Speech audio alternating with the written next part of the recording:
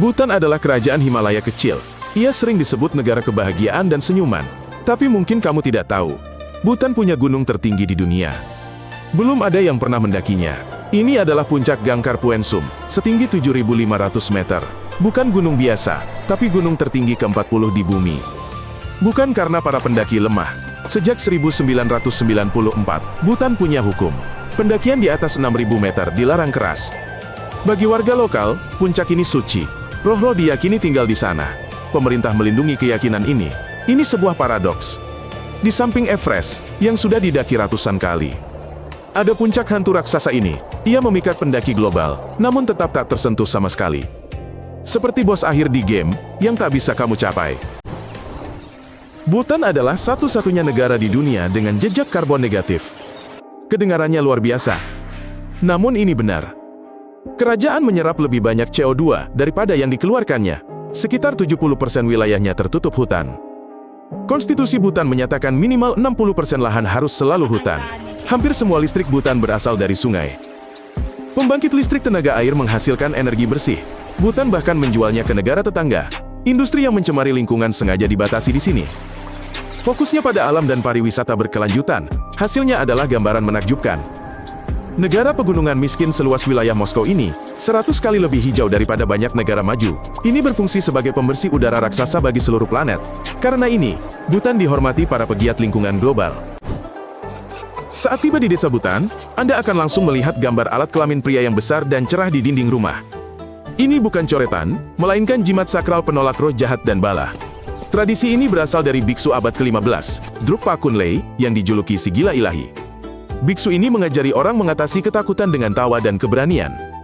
Untuk perlindungan dari iblis, ia menyarankan menggambar falus di fasad atau mengukirnya dari kayu untuk digantung. Di kota-kota besar Bhutan, kebiasaan ini berangsur hilang. Namun di pedalaman, ia dijaga sebagai warisan nasional. Bagi penduduk setempat, ini bukan hal vulgar, melainkan simbol sederhana pelindung rumah dan keluarga. Turis harus terbiasa dengan pemandangan ini, yang ada di mana-mana. Di Bhutan Timur, ada tradisi aneh bernama Bomena, yang sudah lama ada.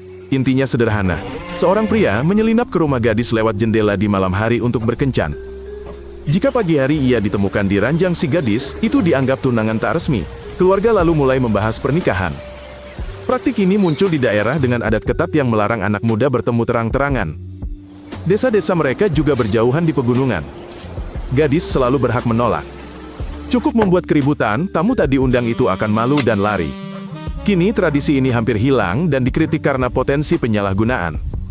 Anak muda pun berkenalan dengan cara modern. Fakta bahwa kisah cinta Bhutan dulu dimulai dari kunjungan diam-diam lewat jendela, terdengar seperti dongeng lama. Di pegunungan tinggi Bhutan, masih ada pola keluarga langka. Beberapa saudara menikahi satu wanita. Mungkin aneh, tapi ini punya logika ekonomi kuat.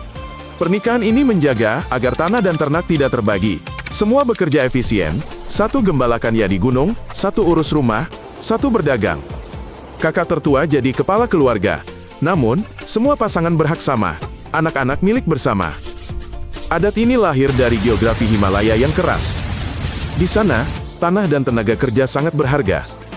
Kini, pernikahan ini kian langka. Jalan, sekolah, dan ekonomi baru mengubah hidup. Muda-mudi kini lebih pilih pasangan biasa. Bagi pengamat luar, pola ini tetap paradoks sejati hidup gunung.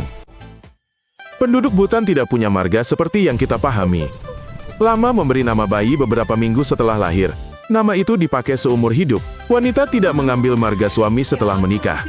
Anak tidak mewarisi marga orang tua, karena memang tidak ada.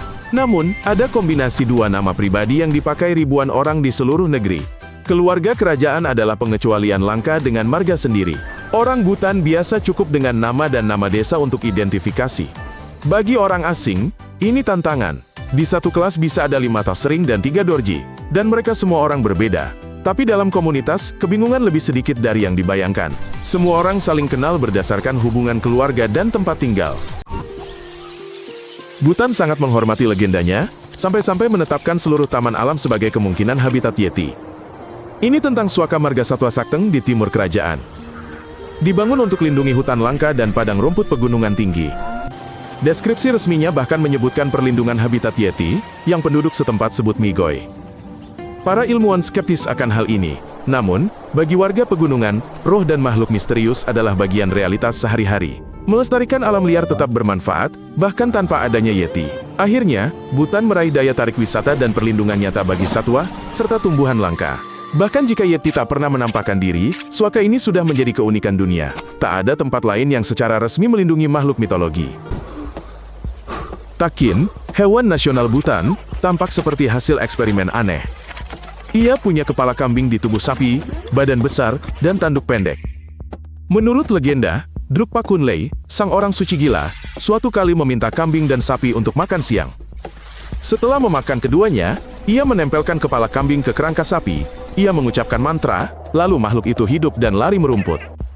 Para biolog menganggap Takin sebagai hewan berkuku genap langka. Ia beradaptasi baik di lereng curam dan iklim dingin pegunungan. Namun bagi warga Bhutan, ia tetap hewan suci. Ia hidup di daerah lindung, termasuk cagar alam khusus dekat Thimphu. Turis datang melihat monster Frankenstein ini. Ia sebenarnya sangat nyaman hidup di Himalaya. Jarang sekali simbol nasional bukan elang perkasa atau macan tutul mulia, tapi justru seekor gemuk yang ramah dengan wajah termenung. Perayaan utama Bhutan, Sechu, mengumpulkan ribuan orang di pelataran biara. Biksu dan warga bertopeng kayu berat menari. Mereka diiringi trompet panjang dan genderang. Kisah kuno kemenangan kebaikan atas kejahatan ditampilkan. Bagi penonton, ini seperti teater terbuka. Bagi umat, ini adalah berkat untuk tahun depan. Pertunjukan ini menarik di semua tingkatan. Anak-anak menanti topeng hewan lucu. Orang dewasa memahami moral perumpamaan kuno. Para lansia melihatnya sebagai doa dalam gerak. Di akhir perayaan, kadang dibentangkan kain suci raksasa. Ukurannya seperti gedung bertingkat. Alun-alun pun hening sepenuhnya. Di festival ini, pendatang baru merasa agama Bhutan hidup. Bukan sekadar pameran museum atau formalitas. Ini bagian keseharian, bisa dilihat dan didengar langsung. Bhutan adalah negeri jalanan berliku, lintasan gunung, dan perjalanan. Jarak diukur dengan jam, bukan kilometer. Jalan utamanya berliku tajam melintasi jurang. 50 km bisa ditempuh setengah hari, namun pemandangannya bagai film roh gunung. Pengemudi lokal hafal titik longsor usai hujan. Mereka tahu tempat kawanan yang melintas. Pembangunan jalan baru adalah perjuangan. Alat berat menggantung di atas jurang. Pekerja menguatkan tebing secara manual. Karena itu, penerbangan domestik dan kesabaran sangat dihargai. Namun, setiap perjalanan menjadi petualangan kecil. Ada teh hangat di warung pinggir jalan, kabut tebal di lintasan pegunungan. Bendera doa berkibar lembut di angin. Dan keheningan tanpa satupun klakson.